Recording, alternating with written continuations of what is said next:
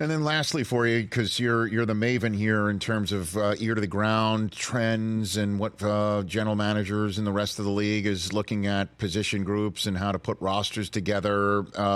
The Chargers also let two of their top receivers walk, one in a trade, one in walk-in for their stud quarterback and his second contract.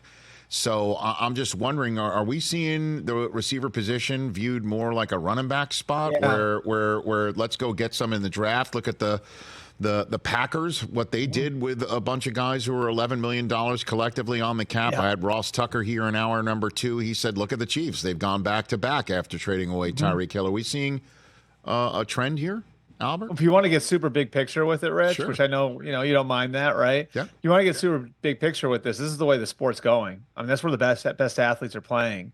It seems like, I mean, and you cover the draft as closely as anybody on a year-to-year basis. It's like every year is a great receiver year, and they're always second and third round picks to be dug out. Think about Amon-Ra St. Brown in Detroit and Nico Collins in Houston. Like, these are guys who are non-first round picks, so there's not only the great like freak guys at the top, and you have 3 of those this year and Harrison, Adunze, and Neighbors, but there's also depth all over the place.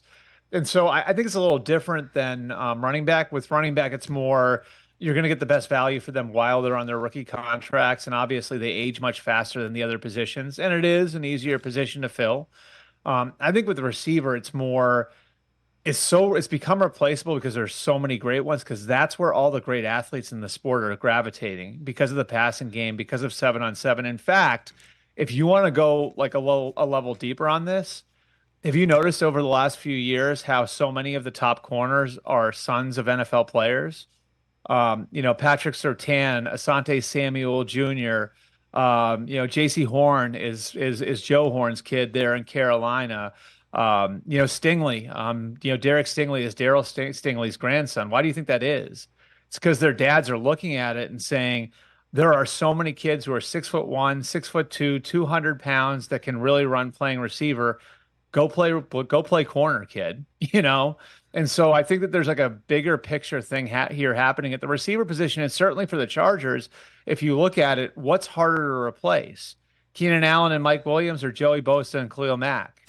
I'd say it's much harder to replace the edge rushers because there are less of those guys out there. So I didn't mean to take that to a place that maybe you didn't intend to take it, but you're right. I think it's a big picture thing that starts when these kids are 13, 14, 15 years old. Like Odell Beckham, maybe he's Marshall Faulk a generation ago. You know what I mean? There's all kinds of cases like that in football now. Yeah, I mean, and we didn't mention Joey Porter's kid too, right? There's another one for you right there. Albert Breer here on the Rich Eisen Show. Catch the Rich Eisen Show every single day on the Roku channel, 12 to 3 Eastern, for free.